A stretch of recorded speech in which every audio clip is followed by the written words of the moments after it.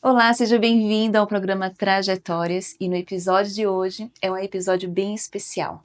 Você vai conhecer a história da Laís Desplanches. Ela, tão jovem ainda, com apenas 18 anos de idade, teve muita experiência na sua vida. Experiências difíceis, experiências boas, mas em que todos os momentos Deus sempre esteve com ela.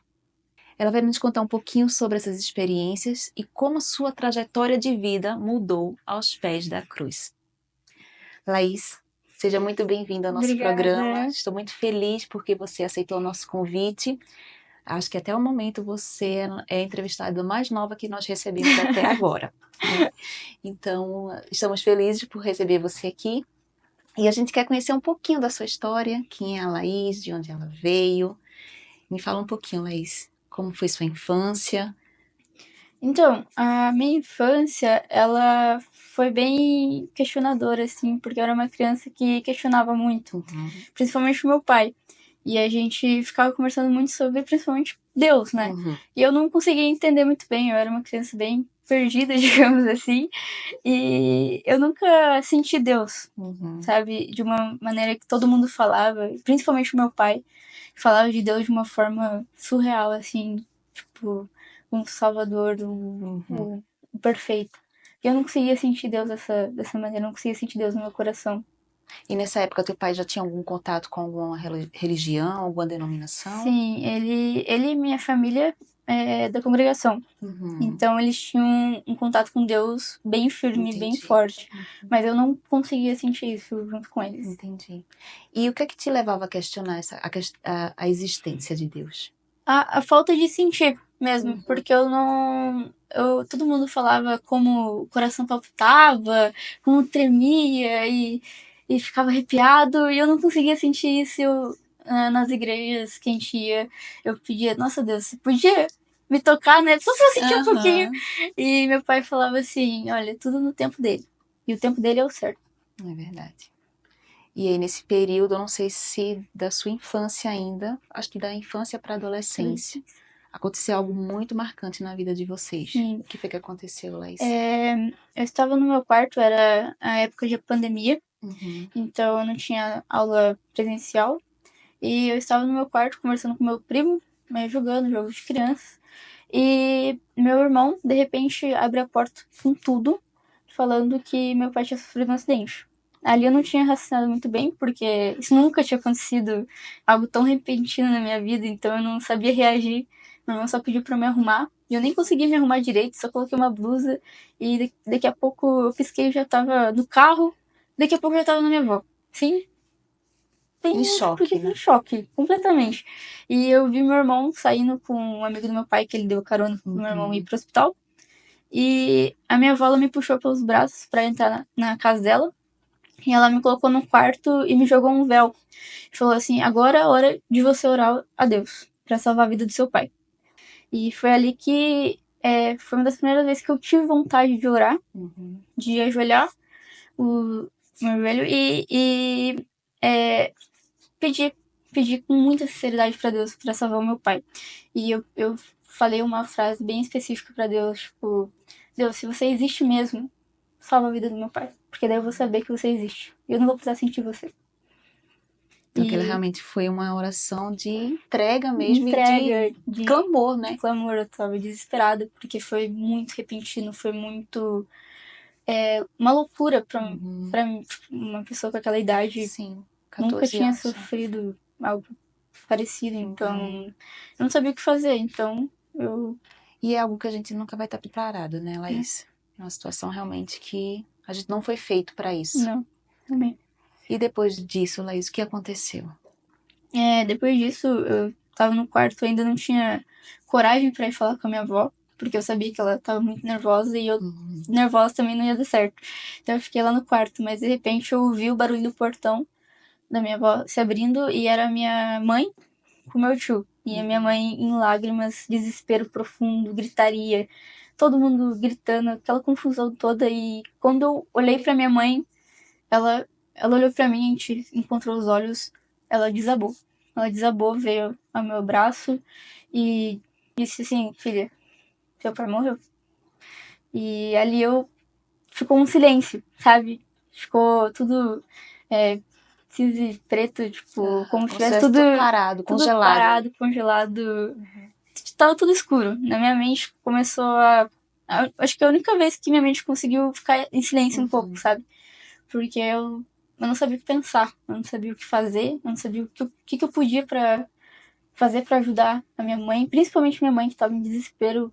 Ela desmaiou algumas vezes por desespero, porque ela não, não tava preparada. Ele foi andar de bicicleta, como todos os dias, de manhã cedo, e de repente essa notícia veio ao celular dela. Então, foi repentino pra todo mundo, ninguém tava esperando. E nesse momento, Laís, você não teve a sua oração respondida. Isso. Deus, ele não trouxe seu pai de volta. E nesse momento, o que você sentiu?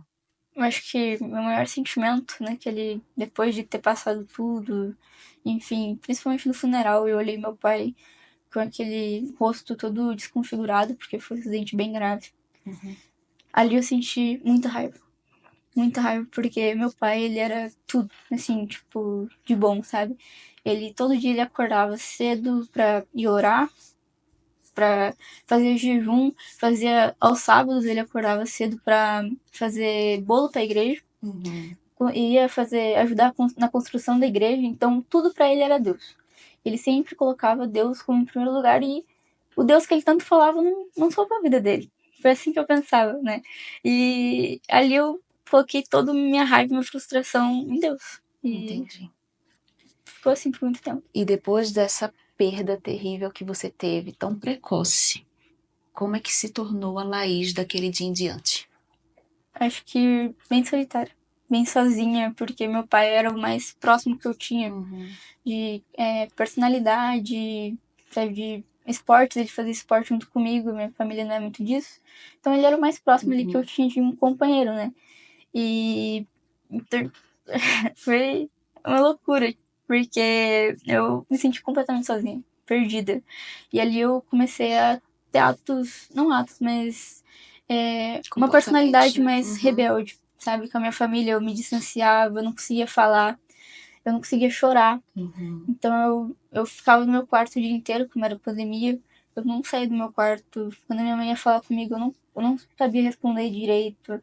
E ali começou as brigas também, as discussões familiares, porque o meu pai era o pilar da casa, sabe? Tanto espiritual, tanto financeiro. Então, tipo, ali foi um baque.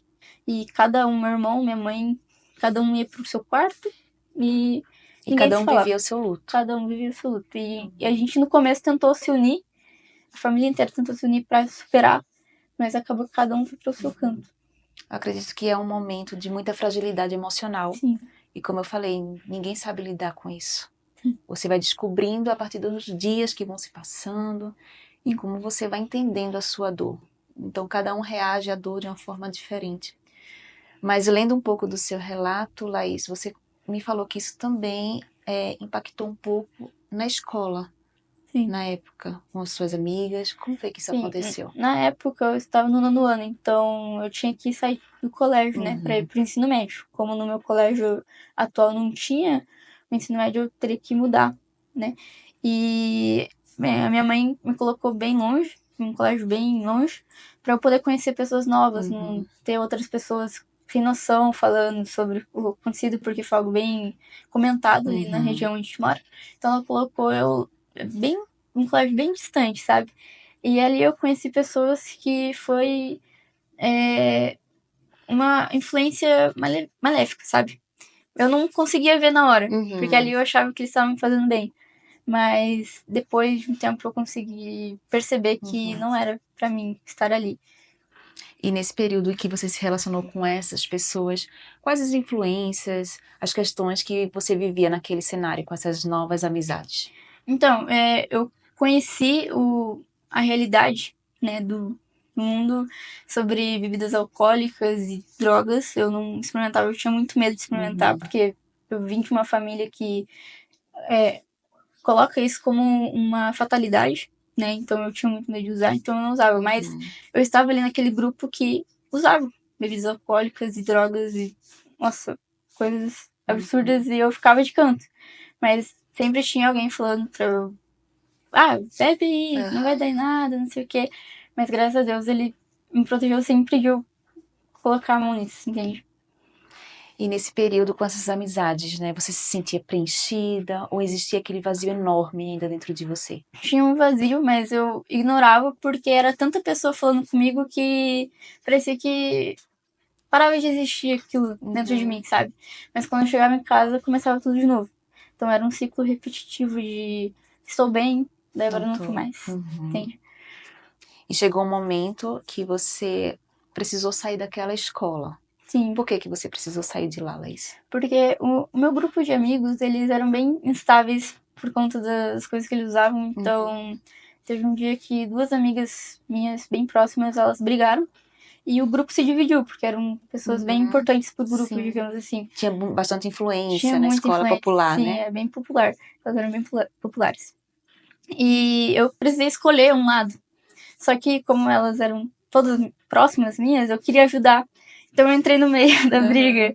E elas usaram isso pra... Um dia, numa festa que elas foram, não me convidaram, né, falaram que eu não podia estar lá. Elas se reataram, né? E todos os motivos de briga que elas tiveram, elas colocaram em cima de mim. Pra se livrar disso e reatar o grupo de novo. Mas eu fiquei de fora. E isso começou a ficar bem... Insustentável, mal, né? Insustentável, mal falado no colégio. Então as pessoas passavam por mim falando coisas desnecessárias, sabe? E isso me machucava muito. E chegou até o ponto de vir no meu ouvido falar que as pessoas estavam planejando pra me bater. E eu comecei a ficar com muito medo de apanhar no colégio. Então eu falei pra minha mãe: mãe, por favor, me tira desse colégio, eu não tô mais aguentando. E minha mãe falou assim: você tem 2 opções, você fica ali ou você vai pro Adventista. E como o Adventista é um colégio religioso, eu odiei. Não era a tua opção, né? Não era minha opção, nunca foi minha opção. Eu odiava, falavam muito que era um colégio religioso e rígido. E isso pra mim não cabia. Entendi. Na tua realidade daquele momento. Então eu fiquei muito pensativa de ficar lá pra apanhar do que ir pra um colégio religioso. Então, mas com o tempo eu fiquei com muito, muito medo, muito receio de acontecer alguma coisa comigo. Então eu decidi, mãe, pode me colocar na Adventista. Eu deixo. E daí foi no comecinho do ano, em abril. Que ano foi isso, Laís? Em 2023, no passado. Eu cheguei lá no colégio adventista, eu conhecia o meu primo estudava lá, então eu já tinha uma pessoa ali. Ponto positivo. Ponto positivo. Mas foi bem difícil, porque o meu primo, ele é calado, ele é introvertido. Então, não ajudou tanto quanto eu, tipo, pra conhecer outras pessoas. Ele não me apresentou pessoas, ele me apresentou o colégio. Ele fica recepção se precisa de alguma coisa, ele precisa de enfermaria. Me ajudou muito nisso. Entendi. Mas em amizade ele ficava com os amigos dele e eu ficava sozinho. E daí eu comecei a ter uma tristeza, sabe? De tipo, nossa, não vou conseguir mais arranjar amigo. Porque aqui é tudo diferente, aqui é tudo... Não conheço ninguém sem ser meu primo, né? Outra realidade. E daí, quando eu tava mexendo no celular, eu ia falar pra minha mãe, eu acho que vou ter que mudar de colégio de novo, porque eu não tô conseguindo me adaptar.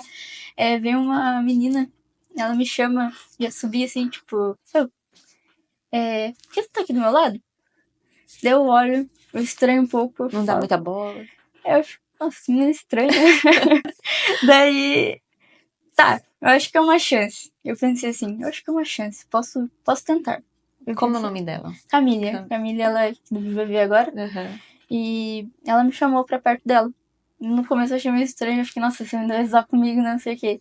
Mas quando eu sentei, ela começou a conversar comigo, e começou a falar do colégio, começou a falar de não sei o quê, e começou a apresentar as pessoas. E ela é uma pessoa bem aberta, bem extrovertida. Assim, ela é bem comunicativa.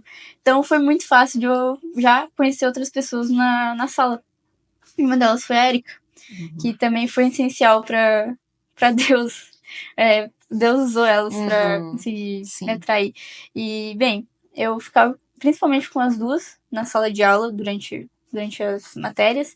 E elas sempre conversavam sobre Deus, especificamente sobre Deus. Isso me dava uma raiva, porque eu tinha esse sentimento de Deus não é nada. Deus, eu pedi alguma coisa pra Deus, ele ele não deu pra mim.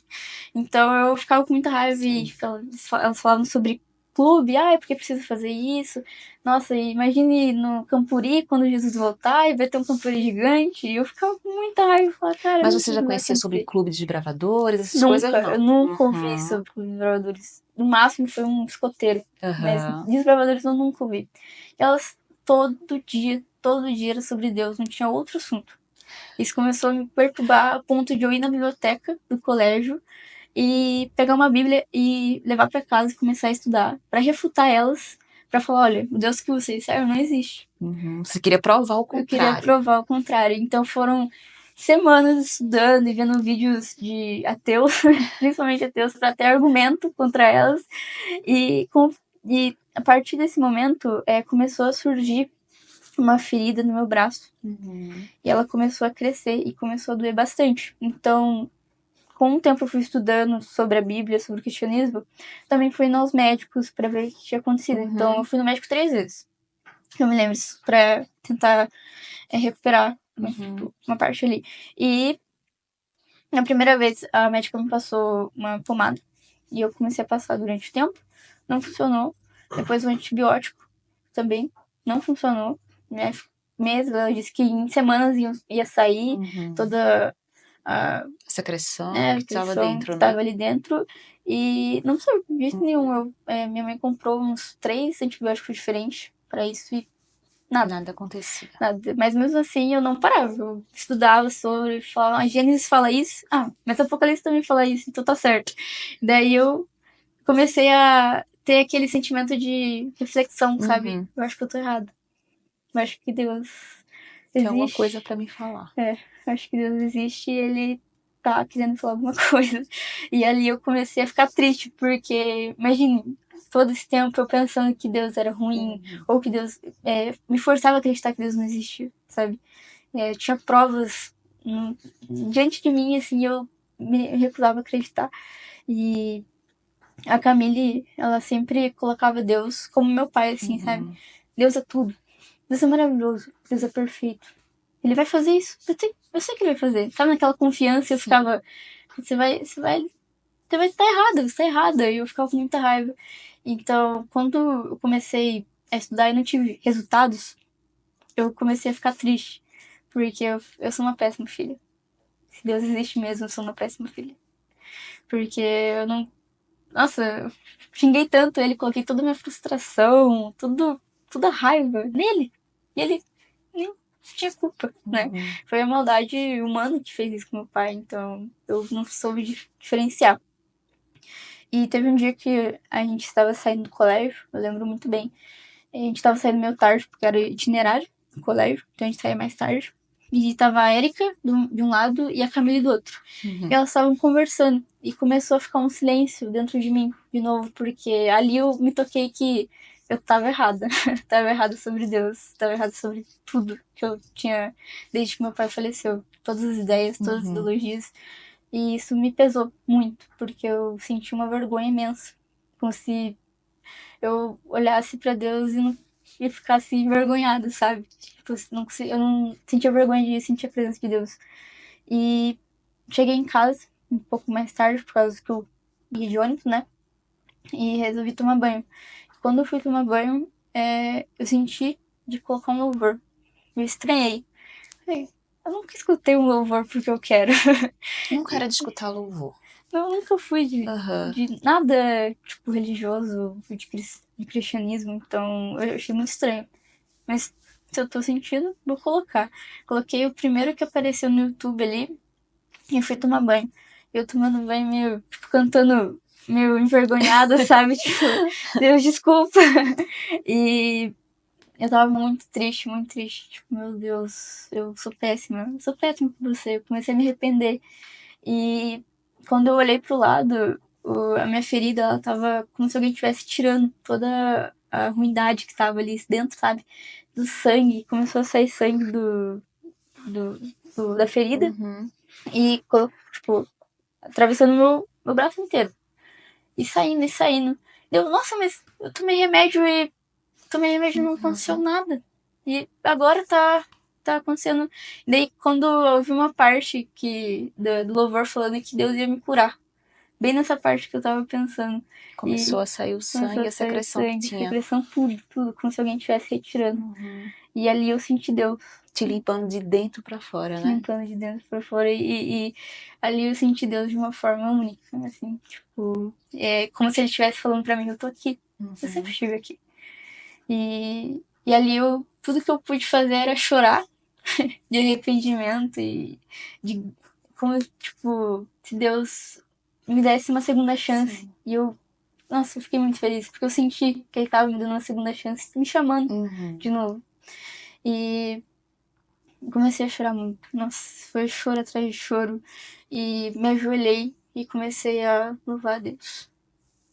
Daí, quando eu saí do banho, meio trêmula ainda, porque eu não tava acreditando no que aconteceu, daí eu liguei pra Camille e eu falei assim, Camille, eu me converti, Camille. E dela, quê? Para de brincar com isso, menina, você tá louca? Daí eu falei, não tô brincando. Eu me converti mesmo. Dela, tá, amanhã você me conta então. Daí eu fiquei a noite inteira ansiosa pra contar pra Camila e, meu Deus, eu senti Deus. Eu senti Deus, eu consegui finalmente aquele desejo de criança, né, que eu sempre pedi pra Deus. Isso mesmo. Eu consegui sentir ele. E cheguei no colégio no outro dia de manhã. A Camila veio me abraçar, não acredito. Daí eu contei toda a história. Daí eu fui contar pra Erika, ela riu primeiro. Ela falou, você tá brincando. Não tô. Ela, então vem aqui me dar um abraço. A gente riu bastante, né? E tá, daí me converti. Beleza. Essa conversão, você aceitou o Cristo como teu Salvador, Sim. mas até então você não tinha tomado a decisão de se batizar. Sim. Tá. Eu comecei a frequentar a igreja que minha família frequenta. Só que ali eu senti uma diferença, sabe? Eu senti que eu não tinha que estar ali, sabe? Tipo, ok, estou no caminho certo. Mas agora eu tenho que procurar o seu próprio caminho. Procurar o propósito. E comecei a estudar as denominações do cristianismo, que tem várias, né? E comecei a ver qual que eu me encaixava melhor. Mas com o tempo eu fui, né? Eu me aproximei bem mais da Camille quando eu me converti, porque a gente tinha os mesmos assuntos. Estudava na mesma escola, mesma sala. Então, e eu comecei a falar sobre Deus com a Camille também. E teve um dia que eu chamei ela pra sair. E ela falou, olha, Laís, é sábado. Eu não posso. Eu guardo sábado. Daí ele comecei de novo. Então eu vou estudar pra falar pra você que eu não preciso guardar o sábado. Eu acho que não precisa guardar o sábado. Na Bíblia fala tal coisa, não precisa guardar o sábado. Daí a Camille, tá, então estuda a Bíblia. Depois você me vem falar. Deu, beleza. E comecei semanas estudando principalmente sobre o sábado, sobre o Adventista, e qualquer coisa que falava sobre o Adventista já me dava uma raiva, assim. Cara, nada a ver, isso aí já foi abolida, a lei foi abolida. Esse era um dos meus maiores argumentos, a lei foi abolida. E a Erika, ela não tinha paciência, né? Então, se eu falava, a lei foi abolida, a Erika falava, mostra aí na Bíblia. E daí eu ficava sem argumento. E daí eu falava, não, é que eu não quero discutir sobre isso agora. Depois a gente conversa. Depois a gente fala. E daí, com o tempo, ela falando, a gente conversando sobre esse tipo de assunto, ela me convidou pra igreja, aqui do VVV. E eu falei, eu vou só pra... Eu pensei assim, eu vou só pra ver os defeitos dessa igreja e colocar na cara dela que não é a igreja verdadeira. Então, o coração ainda tava meio durinho. Tava durinho. E daí vim na igreja e desse dia era o Dia Mundial dos Desbravadores. Então ali eu comecei a conhecer mais os desbravadores, que foi uma parte bem essencial. Que chamou muita atenção. Chamou muita atenção. E ali, naquele dia, tinha batismo. Então eu tinha sentado bem no fundo, porque eu não conhecia ninguém. A Camille e a Erika eu conhecia estavam organizando as coisas, então elas estavam correndo um pro lado do outro. Nossa, uma correria, então eu não conseguia falar com elas. Sentei bem lá no fundo, pra não, né? Não chamar muita atenção. Não chamar muita atenção. E daí veio o pastor Santos com uma menina e ela ia batizar. Daí o pastor Santos falando e a menina chorando, óbvio, né? Foi um momento bem especial. E ali, naquele momento, eu me vi batizando. naquele tanque. E eu senti um fogo, assim, sabe? Um arrepio muito bom. E daí ali eu comecei a pensar, eu acho que é aqui que eu tenho que ficar.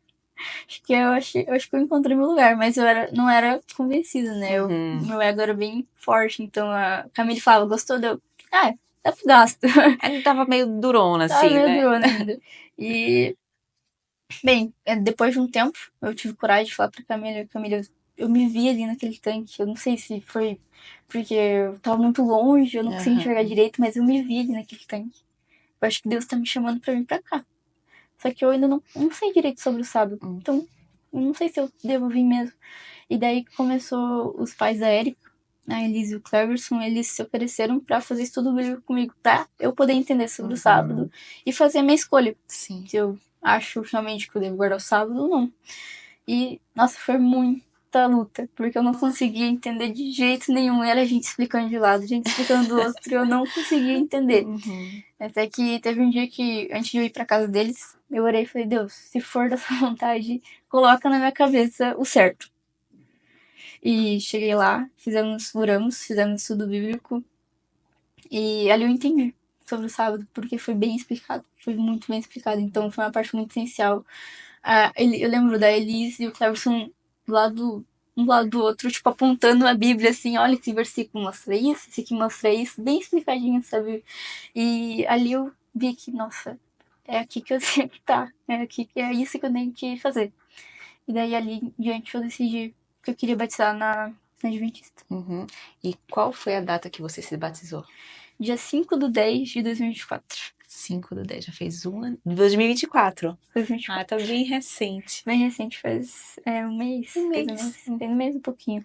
E qual é a sensação, Laís, de ser batizada, ser transformada, ser moldada? É surreal, eu me sinto, sabe, leve. Eu nunca me senti tão leve como me senti depois do batismo. Eu sinto que Deus, quando eu me batizei, Deus deu um sorriso muito grande.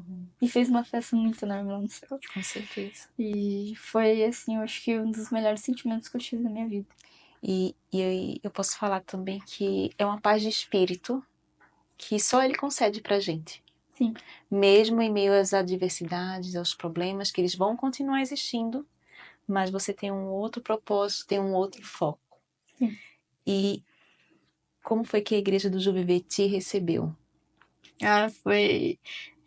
Foi de braços abertos, né? Eu já comecei a conhecer o Adventista por pessoas. Eu comecei a frequentar a igreja, comecei a conhecer várias pessoas de vários grupinhos diferentes. Então, quando eu batizei, eu saí do tanque e veio, nossa, umas 30 pessoas me abraçar. Falaram assim, você fez a melhor escolha da sua vida. Eu falava, eu sei, eu sei. E, nossa, foi choro e alegria. Muito tempo. Legal. E você pode ter certeza que é a sua segunda família, né? Sim. O que você precisar, a igreja ela está de portas abertas sempre para ajudar você, seja lá o que for. Sim. E Laís, a sua história, mesmo sendo tão jovem, é uma história que realmente inspira e motiva as pessoas, justamente também da sua idade, que com certeza passam por muitos desafios na vida. E essa questão de acreditar em Deus nos dias de hoje é algo que mais dificulta o jovem a aceitar. Então, com base na sua essência, na sua trajetória de vida, qual conselho você poderia dar para os jovens que estão passando ou passaram por situações semelhantes à sua, mas ainda estão muito indecisos sobre que caminho seguir? Eu acho que o melhor conselho que eu tenho é que, conforme mais a dificuldade da sua vida, mais você tem que firmar a rocha no Senhor. Porque mais Ele vai te honrar. Porque Ele vai saber que você está confiando nele. E isso deixa Ele feliz. Então, quanto mais dificuldade, mais angústia, mais desespero, mais você dá glória a Deus. Mais você honra Ele. Mais você ora. Mais você tem intimidade com Ele. Literalmente, firmar no Senhor. Eu acho que esse é o melhor conselho que eu tenho. Quanto mais dificuldade, mais firme você tem que estar no Senhor. E Ele é a pessoa essencial que pode nos dar essa segurança. Sim, e a certeza. E o único. O único. Laís, muito obrigada por participar do nosso programa Trajetórias. Fiquei muito feliz em saber da sua história, do seu percurso. Tem muita coisa ainda pela frente. A sua jornada ainda vai, com certeza, ser muito inspiradora, mas que Deus sempre possa te conduzir nas suas escolhas, na sua família, no que você for decidir para o seu futuro. Sim. Que Deus te abençoe. Amém. Amém. Gente, o programa de hoje foi maravilhoso, inspirador, mas nos encontramos no próximo Trajetórias, Histórias que Transformam Vidas. Até lá!